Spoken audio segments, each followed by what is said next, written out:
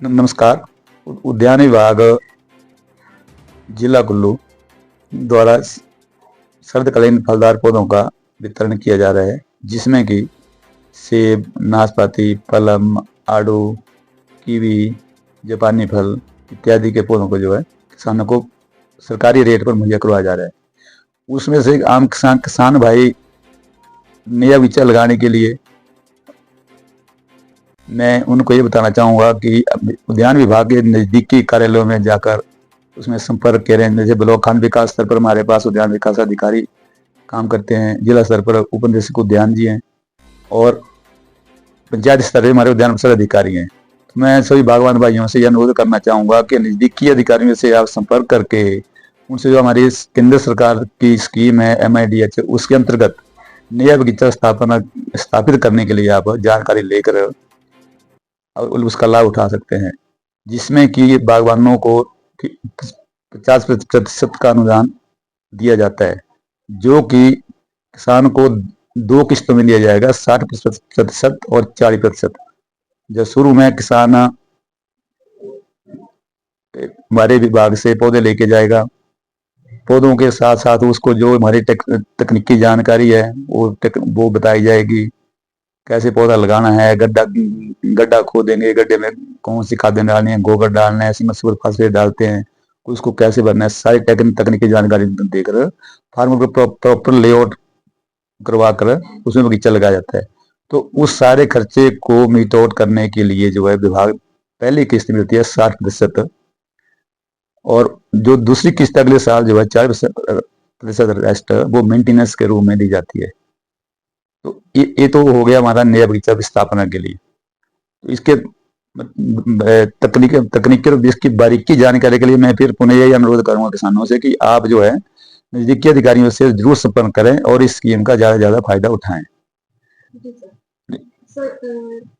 जो फसलों के जो आगे होता है ना, जैसे खेत की फसल लगे किसी तरह का है, तो उससे नकली दवाई भी बाजार में आ जाती है। जी जी। तो उससे निगरानी रखने के लिए विभाग किस तरह जो है वो कार्रवाई करती है, किस तरह निगरानी? जी, ये आपने बहुत सही क्वेश्चन पूछा।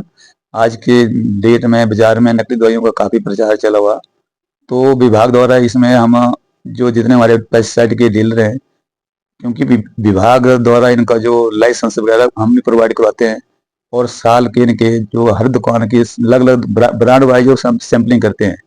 सैंपलिंग हम दुकान पे जाते हैं, अपनी मन मर्जी का सैंपल उठा के हम सैंपल को शिमला लैब में भेजते हैं, बालूगंज लैब है शिमला में इसकी पेस्टिसाइड की, तो वहां से रिपोर्ट आती है। तो अगर किसी डीलर का सैंपल फेल पाया जाता है तो उसके ऊपर जो कानूनी कार्रवाई की जाती है, क्योंकि इनसे कीटनाशक जो इंसेक्टिसाइड दवाइयों का जो एक्ट है, एक्ट के तहत हम इसका सारा प्रोसीजर फॉलो करते हैं। अगर किसी डीलर की दवाई फेल हो जाती है तो हम जो है उसका जो है उसके ऊपर कड़ी कार्रवाई जो कानूनी कार्रवाई अमल में लाते हैं।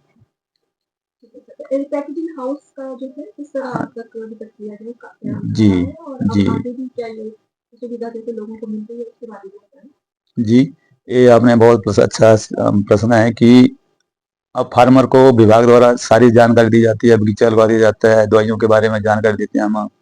हर मतलब हर प्रूनिंग कटिंग से लेके हर चीज तक जानकारी देकर जब फार्मर प्रोड्यूस तैयार कर देता है तो उसको पैकिंग ग्रेडिंग करना, उसके लिए स्टोरेज करना या कुछ और करना, तो उसके लिए सरकार द्वारा एक स्कीम है जिसमें पैकिंग ग्रेडिंग हाउस के नाम पे हम एक सेट के लिए पैसा देते हैं। सेट बोल दो या उसको एक हॉल बोल दो। तो ये लगभग जब से हमारी स्कीम में चली है, 10-15 साल से स्कीम में जैसे नई नई स्कीम में आ रही है, तो कुल मिला के 210 से 215 के आसपास जो हम कुल्लू जिला में पैकिंग ग्रेडिंग हाउस के ऊपर जो है अनुदान दे चुके हैं, जो कि अनुदान जो है 50% के ऊपर देते हैं। उसमें क्या होता है कि फार्मर को हम पहले इसमें सेट का साइज है 9 बाई जैसे 30 फुट लंबा होता है, 9 फीट 12 फीट चौड़ा होता है, 10-11 फीट ऊंचा होता है। उसमें जो कंडीशन है हमारी, तो मैं पुणे फार्मर को ये बोलूंगा कि जो हमारी ड्राइंग बनती है या उसके अनुसार जैसे भी विभाग द्वारा गाइडलाइन है उसका पूरा चेकआउट करके आप और उसके फायदे कैसे बनाना है कैसे नहीं बनाना है वो तकनीकी जानकारी आप जरूर लें और इस स्कीम का ज़्यादा ज़्यादा फायदा उठाएं, क्योंकि ये बहुत जरूरी स्कीम है। बिना पैकिंग रेटिंग के अब जितना अच्छा फ्रूट उगा लो आप, पैकिंग रेटिंग अच्छी होगी, कलर के आधार पे होगी और अच्छी पैकिंग होगी तो उससे अच्छे से अच्छा रेट आपको मिलेगा। अन्यथा मार्केट में कम्पीट करना बहुत मुश्किल है। मैं यही राय दूंगा सब किसान बागवान भाइयों को कि आप इसके अलावा जो अन्य स्कीमें विभाग द्वारा चलाई जा रही है, चाहे वो राज्य की स्कीमें हैं, चाहे वो केंद्र की स्कीमें हैं, तो मैं आपसे यही अनुरोध करूंगा कि नज़दीकी जो हमारे कार्यालय हैं, चाहे उद्यान विकास अधिकारी कार्यालय है, चाहे उद्यान विकास अधिकारी का कार्यालय है, या डिस्ट्रिक्ट लेवल पे उप निदेशक उद्यान कार्यालय है, तो वहाँ पे जाकर आप जरूर जितनी भी स्कीमें हमारी चली उनके बारीकी जानकारी लें और इन स्कीमों का ज़्यादा से ज़्यादा फायदा उठाएं। धन्यवाद।